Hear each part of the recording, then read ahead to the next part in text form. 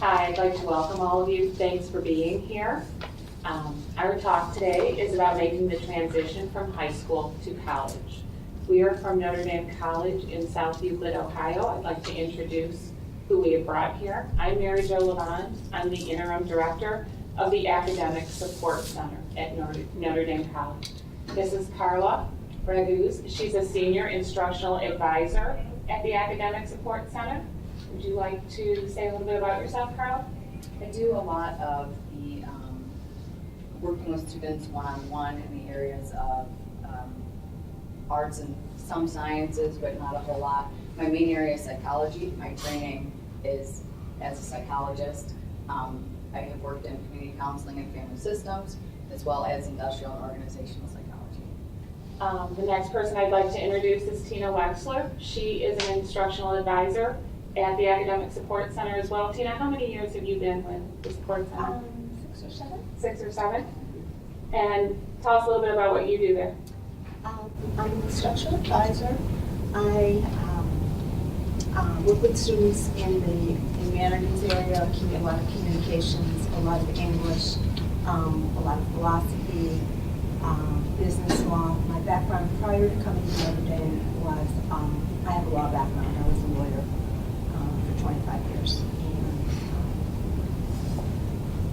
that's basically what I do. And then we have Julie Schweikowski, who is also an instructional advisor. How long have you been with us, Julie? I think I've been here as long, like 8 years or so, a little over 8 years. And my background is business. I tutor. I have a bachelor's degree in economics and a master's degree in labor relations and human resources. So a lot of our students who take all the HR classes, labor law, or labor relations, I'll help them, as well as economics and marketing management and some corporate finance. So I'm an instructional advisor as well. And then we have Carol Sisson, who has been with us the longest. And Carol, what do you do at the Academic Support Center? I'm Carol Sisson, and I'm a senior instructional advisor. I've been at Notre Dame in the ASC for almost 13 years. Primarily what I do is weekly meetings with the students. Each one of our students comes in once a week to meet with me or someone like me, and we go over each one of their classes, what assignments they're working on in their classes, make sure they're staying up to date on everything, make sure they're coming in for our one-on-one tutoring sessions with our tutors. I also work with them to plan out their schedule for the time that they're at Notre Dame. They definitely have an academic advisor, but I also help them in advising the classes. On average, our students finish Notre Dame College in 4.5 years. Some students take a little bit longer, so I just make sure that their schedule that they've plotted out for the semesters that they're there is something that's manageable to them, not only in the amount of work, but also I'm real familiar with the different classes and the amount of coursework involved in each class. So I just make sure that our students have a schedule that works for their individual situation. Thanks, ladies. So as you can see, one of the stellar pieces of our support center is we work with the students individually, one-on-one, in a lot of the areas that they would typically be working on their own if they were going to college without our support. So today's message, we hope, brings you some hope, encouragement, excitement, and enlightenment.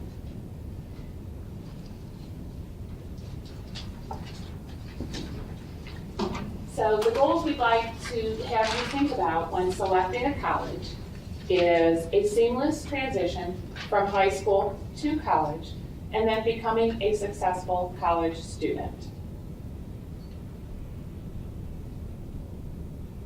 So let's talk a little bit about why college is awesome.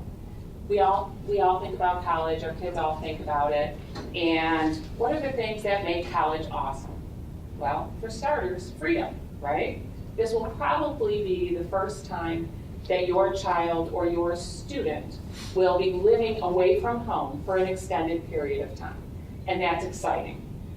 And they may be living in a very different environment than what they're used to. If they're coming from the suburbs, maybe they pick an urban college. So that could be a very different living environment, and that can be exciting. They'll get to decide what to eat, when to eat. They'll be taking care of their own room.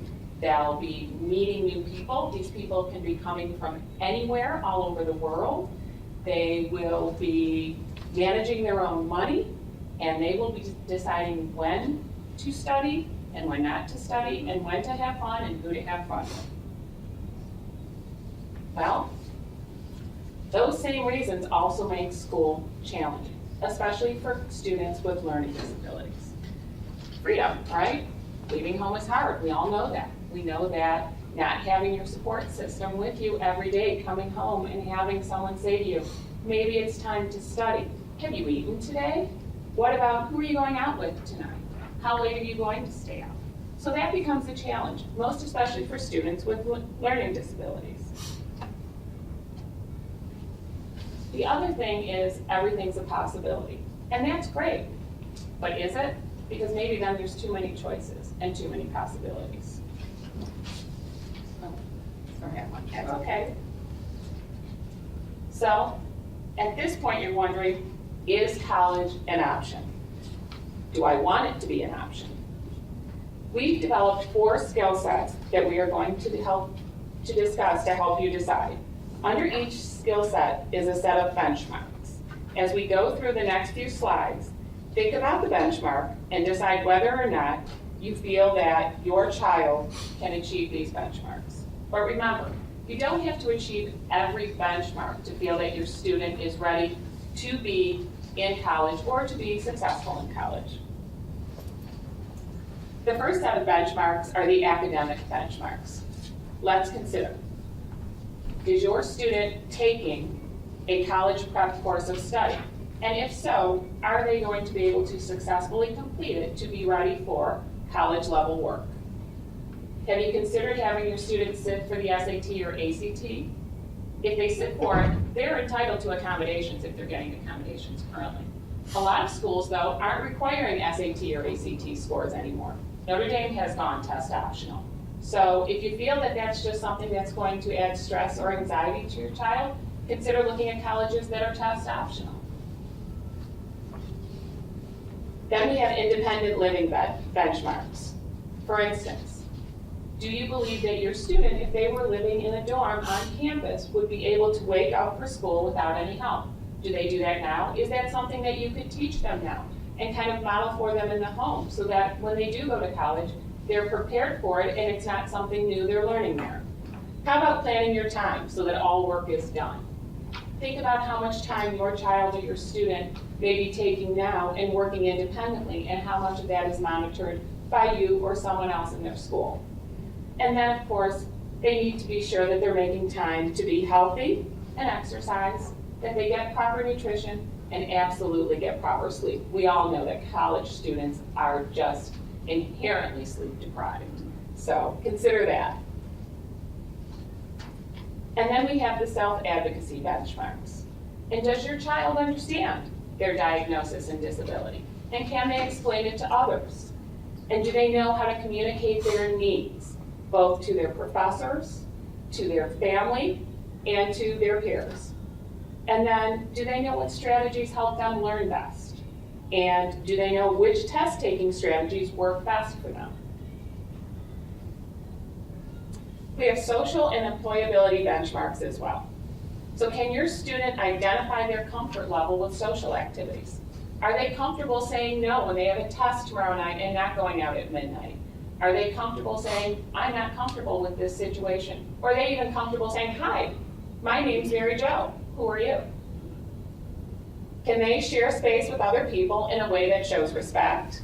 Can they participate in conversations with peers and professors? And can they arrive to classes and appointments on time and prepared? So those are all benchmarks that you want to think about when you're considering whether or not college is right for your child or student. A few of the things you can do if you're deciding that college is an option is have your child's psychoeducational testing done with adult norms. We highly recommend that because we all know that our students change and they mature and they're going through a lot of maturing stages from high school to college. So if it's possible, get your psychoeducational testing done with adult norms. If not, have your IEP at least have been performed within a 3-year span of them starting school. And then they need to identify the support that they will need in college, because all programs are not the same. What kind of academic support will they need? What kind of social opportunities will they need?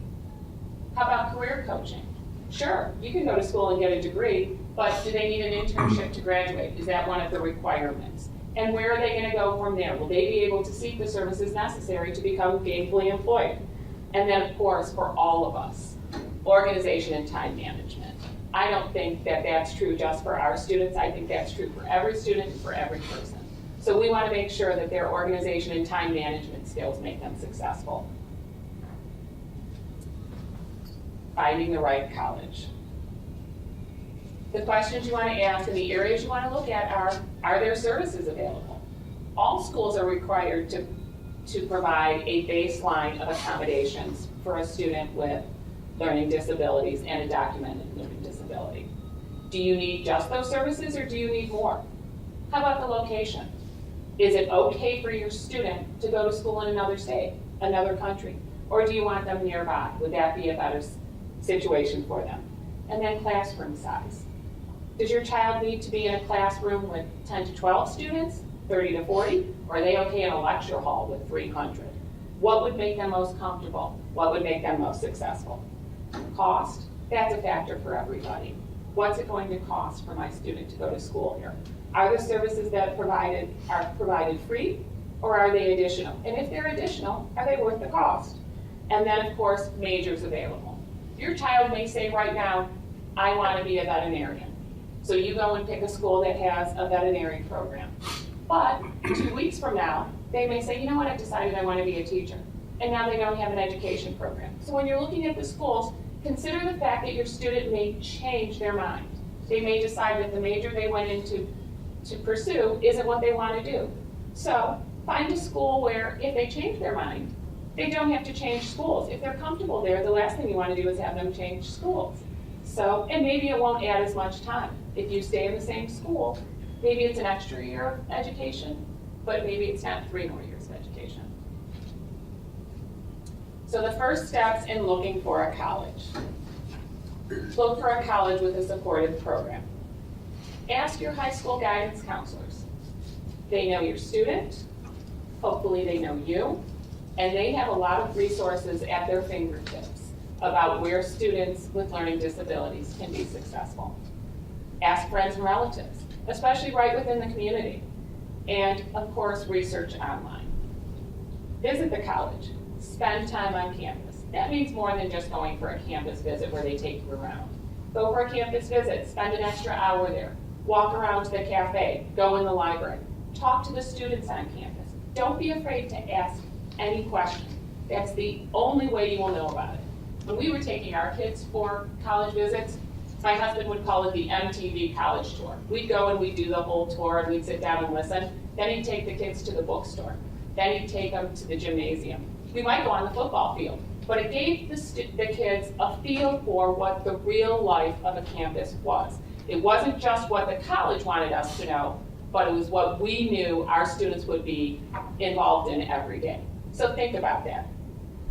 And then, of course, for your students, visit the support center. That is primary. Come see where your student's going to be most of the time.